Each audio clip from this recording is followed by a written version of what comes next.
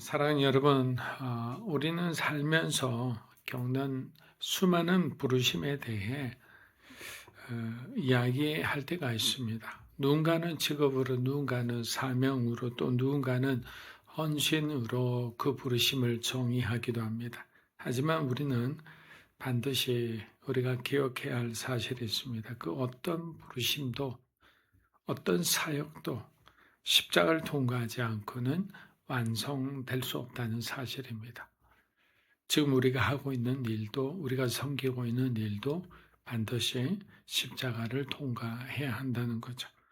마태복음 27장 45절 이하를 보면 온 땅에 어둠이 임합니다. 이는 단순한 기상현상이 아니죠. 인류의 죄를 짊어지신 하나님의 아들이 겪으시는 처절한 단절이자 심판의 어둠입니다. 그리고 그 어둠 끝에서 예수님은 외치십니다. 엘리 엘리 라마 사박다니. 우리는 흔히 영광스러운 부르심만을 꿈꿉니다. 박수 받는 자리, 성공하는 사역, 형통한 삶을 우리는 주님의 부르심의 증거라고 생각하곤 합니다. 그러나 오늘 성경이 보여주는 부르심의 완성은 전혀 다릅니다. 가장 영광스러운 그리스도의 사명은 역설적이게도 가장 처절한 버림을 당하는 십자가 위에서 완성되었습니다. 51절을 보십시오. 예수께서 숨을 거두실 때 성소의 휘장이 위로부터 아래까지 찢어집니다. 여러분 말씀드렸지만 성소의 휘장이라는 것은 카페트 같은 거예요. 이만큼 두꺼운 겁니다. 이거는 칼로 어떻게 벨 수도 없는 거예요. 왜? 촘촘히 이렇게 실로 엮어서 만들었기 때문에. 그것이 위로부터 아래로 그냥 칼로 자른 것처럼 완전히 이렇게 갈라졌다라는 것 자체가 그 장면을 보는 모든 사람들에게는 놀랍고 경이로운 거였던 거예요. 하나님과 우리 사이를 가로막았던 바로 죄의 장벽이 허물어지는 순간이에요. 이 거대한 구원의 부르심이 어떻게 성취되었습니까? 바로 예수님의 죽음을 통해서 이루어진 거예요. 사랑하는 여러분, 오늘 우리는 우리 스스로에게 이렇게 물어봤으면 합니다. 혹시 우리는 십자가 없는 영광을 부르심으로 착각하고 있지는 않습니까? 세상에서의 잘됨이 하나님의 축복으로 오해하고 있지는 않습니까? 세상에서 우리가 당하는 그 고난을 하나님의 저주라고 착각하고 있지는 않습니까? 내가 피하고 싶은 그 고난의 자리가 어쩌면 우리의 부르심이 완성되는 그 과정일 수도 있다는 거예요. 우리의 삶이 아무리 어둡고 막막해 보여도 그 십자가의 끝에는 휘장이 찢어지는 구원의 놀라운 트랜지션이 있었다는 거예요. 오늘 말씀을 통해 나의 부르심이 어떻게 십자가 위에서 새롭게 해석되고 완성되는지 성령님을 통해 오늘 깊이 만나는 귀한 시간이 되었으면 합니다. 자, 45절, 46절 우리 다시 한번 읽어보겠습니다. 제6시로부터 온 땅에 어둠이 임하여 제9시까지 계속되더니 제9시쯤에 예수께서 크게 소리질러 이르시되 엘리 엘리 라마 사박다니 하시니 이는 곧 나의 하나님 어찌하여 나를 버리셨나이까 하는 뜻이라. 여러분 마태는 이 결정적인 순간을 매우 절제된 언어로 기록하고 있습니다.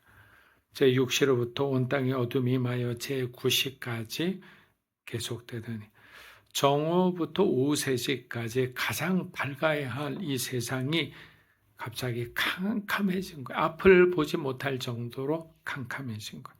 그렇다면 이 어둠은 무엇을 의미할까요? 성경에서 어둠은 종종 하나님의 어미하신 심판을 상징합니다. 우리가 잘 알듯이 애굽에 출애굽하기 전에 하나님께서 모세를 통해서 내렸던 10번째 재앙이 바로 흑암의 재앙이에요. 죽음의 재앙 직전에 흑암의 재앙을 내리셨어요. 지금 십자가 위에도 인류의 모든 죄에 대해서 하나님의 공의로운 심판이 바로 흑암이라는 모습을 통해 내려오고 있었던 거예요. 그 어둠 속에서 예수님은 엘리 엘리 라마 사박단이라고 했습니다. 여러분, 이 말씀은 결코 예수님 하나님에 대해서 원망하거나 믿음을 잃었다는 그런 뜻이 아니죠. 오히려 예수님은 시편 22편 말씀을 인용하여 자신이 감당해야 할 사명을 잘 성취하고 있다고 하나님께 고백하고 있는 거예요. 동시에 이 외침은 기독교 신앙의 가장 신비롭고도 고통스러운 진리를 담고 있습니다. 그것이 바로 대속이라는 거예요. 대속. 사랑하는 여러분, 복음의 핵심 바로 이것입니다. 죄가 없으신 분이 죄인이 받아야 할 그 버림받음을 대신 당하셨다는 거예요. 우리가 죽어야 할 것을 예수님이 대신 죽음으로 우리를 구원하셨다는 사실이죠. 예수님은 성부 하나님과 단 한순간도 끊어진 적이 없는 영원한 사귐 속에 계셨던 분이, 근데 지금 우리를 위해 그 관계의 단절이라는 엄청난 형벌을 기꺼이 감당하고 있는 거예요. 그러니까 우리는 이것을 문자적으로나마 이해하고 싶어요. 그러나 그 느낌이 어떤 건지는 잘 몰라요. 그냥 우리 사랑하는 자녀들이 우리를 떠난다는 사실을 상상만 해도 우리의 마음은, 부모의 마음은 고통스러운 거예요. 근데 그보다 1000배, 10,000배 이상의 고통이라 생각하시면 돼요. 여러분, 우리가 살면서 겪는 가장 큰 고통은 무엇입니까? 물론 사람마다 다르게 받아들이겠지만 저는 사랑하는 사람에게, 내가 정말 가장 신뢰한 사람에게 거절을 당하는 것, 배신당하는 것이라 생각합니다. 주님이 어찌하여 나를 버리셨나이까? 라고 외치셨기에 우리는 하나님께, 하나님, 나 같은 죄인을 받아주셔서 감사합니다라고 고백할 수 있게 된 거예요. 우리의 삶이 때로 어둡고 외롭게 느껴질 때 오늘 이 십자가의 어둠을 기억했으면 합니다. 주님은 그 어둠 속에서도 우리를 포기하지 않으셨기 때문에 그 고요한 침묵과 어둠 속에서 우리의 구원은 변함없이, 우리가 실수할 때나 우리가 실패 속에 있거나 우리가 좌절과 방황할 때라도 하나님의 구원은 여전히 우리의 삶을 통해 이루어지고 있다는 거예요. 왜? 이 방황이 끝이 아니기 때문에. 반드시 하나님 우리의 삶에, 정말 삶의 역전의 어떤 상황을 반드시 마련해 주시고 우리가 하나님의 자녀로서 정말 기쁨을 가지고 즐거움을 가지고 보람을 가지고 그렇게 살아갈 수 있도록 인도해 주시는 사실을 잊지 마십시오. 마태복음 27장 우리 48에서 50절 읽어보겠습니다. 그 중에 한 사람이 곧 달려가서 포도주에 적시어 갈대에 꿰어 마시거나 그 남은 사람들이 이르되 가만두라, 엘리야가 와서 그를 구하나. 예수께서 다시 크게 소리 지르시고 영원히 떠나시다. 여러분, 겉으로 보면 이 장면은 한없이 무력해 보이는 예수님의 모습이에요. 십자가에 달리시는 그 장면도 그렇고, 사랑하는 사람들, 만약에 제자들이 그 현장에서 왔다면 지금까지 그들이 보고 경험하고 들었던 예수님의 모습과는 전혀 다른 모습이죠. 누군가는 신포도주를 적셔 예수님에게 건네고 주변 사람들은 엘리야가 와서 구원하나 보자라며 조롱합니다. 왜? 예수님이 엘리 라마 사박단이라니까 엘리야를 부른 줄 착각한 거예요. 그리고 마침내 예수님은 크게 외치시고 숨을 거두십니다. 여러분, 세상의 관점으로 보면 이거는 너무나 완전한 패배인 거예요. 그리스도인의 삶이 다른 사람들에게 그들을 섬기고 양보하고 손해보는 것은 바보 같은 짓이고 예수님처럼 세상에게 패배한 마치 루즈처럼 보이지만 그렇지 않죠. 한 사람의 인생이, 한 선지자의 사명이 십자가 위에서 무너진 것처럼 보입니다. 그러나 여러분, 성경은 그렇게 말하지 않습니다. 예수님은 죽음에 끌려가신 분이 아니라 뭐라고요? 스스로 죽음을 향해 걸어가신 분이에요. 여러분, 이것이 십자가입니다. 그들에 의해 죽음을 당한 것처럼 보이지만 예수님께서 스스로 죽음을 결정하신 거예요. 우리는 이 시점에서 예수님의 공생의 기간 동안 제자들에게 주셨던 약속들을 기억해야 합니다. 요한복음 16장 33절에서 주님은 분명히 말씀하셨습니다. 세상에서는 너희가 환난을 당하나 담대하라, 내가 세상을 이겨노라. 사람들은 실패라고 말하지만 하나님은 승리라고 말씀하는 거예요. 그리스도인의 삶이 마치 비루해 보이고 세상에서 마치 도태되는 것처럼 보이지만 예수님은 너희가 참 잘하였도다, 나의 충성된 종아라고 말씀하는 거예요. 왜? 우리가 세상의 관점과 세상의 가치를 기준으로 살지 않고 복음을 기준으로, 하나님의 말씀을 기준으로 우리가 살아가기 때문에. 주님은 마지막 시간에 뭐라고 말씀하셨습니까? 다 이루었다. 다 이루었다라고 외치셨습니다. 여러분, 이 뜻은 지불이 완료되었다라는 거예요. 우리에 대한 그 대속의 값이 다 지불되었다라는 거예요. 더 이상 남은 것이 없다는 선언이. 사랑하는 여러분, 우리가 믿는 복음의 신비가 바로 여기였습니다. 예수님의 죽음은 패배가 아니라 하나님의 완전한 승리였다라는 거예요. 죄의 권세가 깨어지고 사망의 저주가 무너진 우주적인 승리라는 거예요. 이 승리는 오늘을 사는 우리 그리스도인들에게도 동일한 약속이 됩니다. 마태복음 마지막에서 주님은 말씀하십니다. 볼지어다 내가 세상 끝날까지 너희와 항상 함께 있으리라. 십자가에서 승리하신 주님이 지금 우리와 함께 계신다는 거예요. 그러므로 우리가 겪는 고난과 아픔, 심지어 죽음조차도 우리를 패배시킬 수 없는 것은 승리하신 주님이 저와 여러분과 함께 계시기 때문에. 오늘 이 아침 여러분의 삶에 놓인 절망의 벽을 이제는 보지 마십시오. 우리가 힘들면 힘든 그 문제와 그 사람과 그 관계와 그 어떤 환경만을 보기 때문에 예수님께서 우리를 위해 죽으신 그 놀라우신 구원의 어떤 능력을 우리는 바라보지는 못합니다. 그러므로 그 죽음조차도 우리를 패배시킬 수 없음을 알고 끝까지 하나님과 함께하는 주님의 생명이 우리의 생명이 되기를 축복합니다. 자, 우리 51에서 54절 한번 읽어보겠습니다. 이에 성소 휘장 위로부터 아래까지 찢어져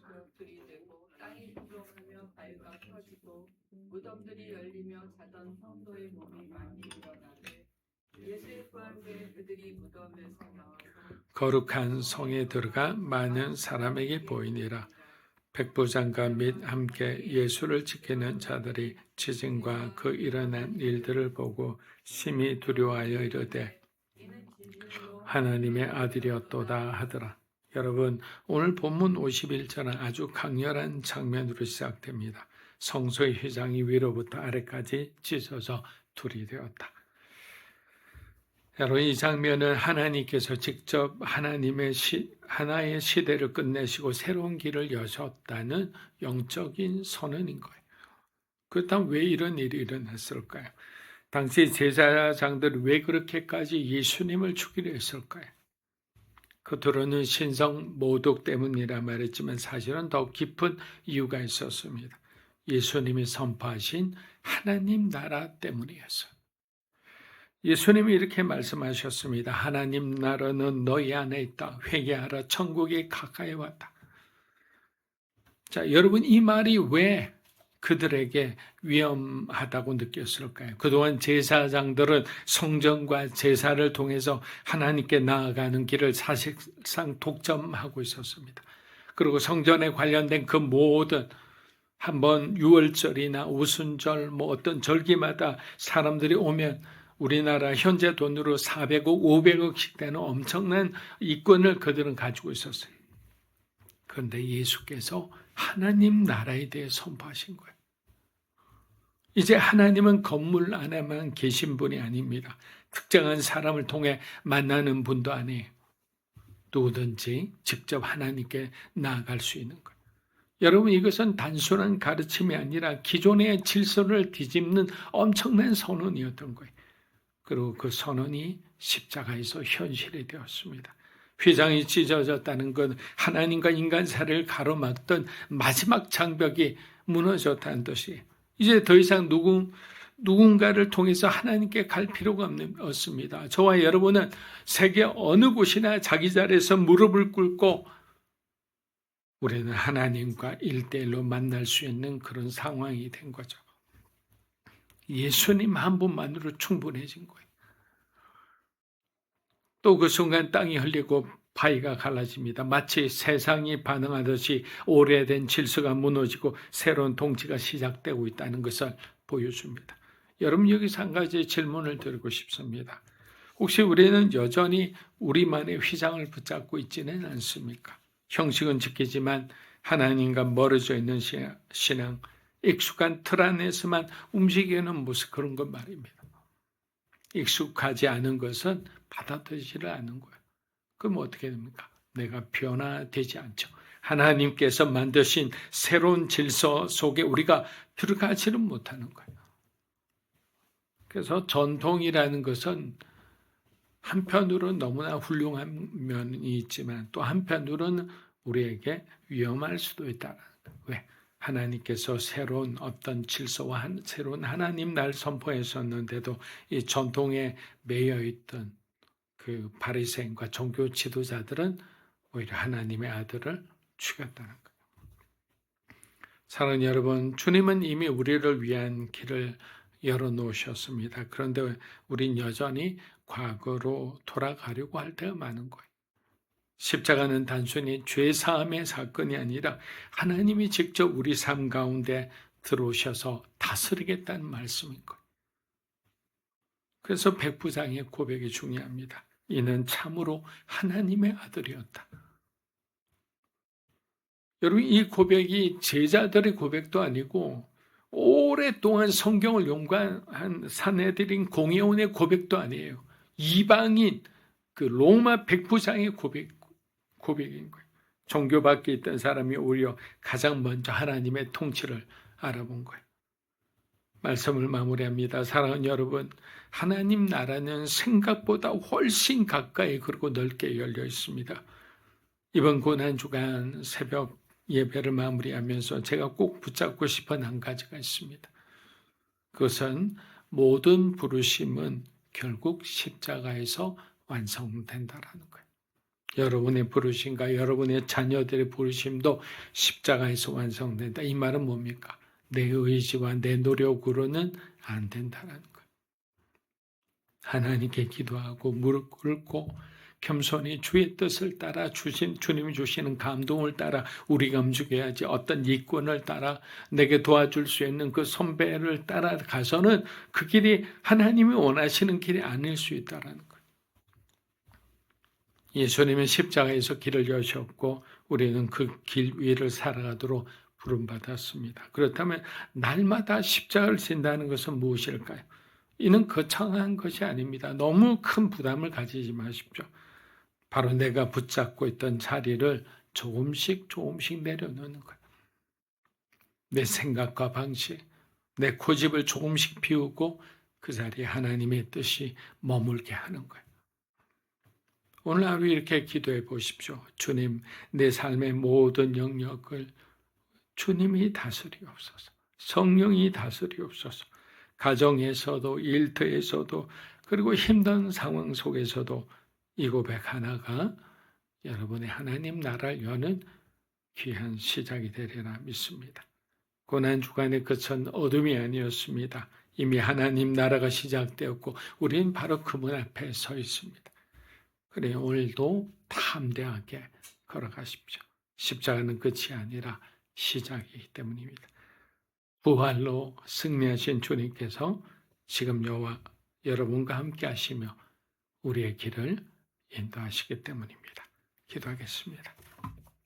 이제는 우리 주 예수 그리스도의 은혜와 하나님 아버지의 크고 놀라우신 사랑과 성령님의 감화 감동 교통하심의 역사가 우리를 부르신 그 모든 사명과 그 모든 사랑이 오직 예수 그리스도의 십자가 안에서 완성되고 부흥함을 믿고 우리에게 주어진 하루하루를 주님과 함께 주님의 말씀에 순종하며 나아가기 원하는 사랑하는 믿음으로 사는 교회 성도 한 분 한 분의 삶과 이 자리에 계신 하나님의 거룩한 백성들 위해 영상으로 예배드리는 주님의 귀한 동역자 위해 이 나라 민족과 한국 교회와 우리 선교사님 위해 이제로부터 영원토록 함께 하시기를 간절히 축원하옵나이다.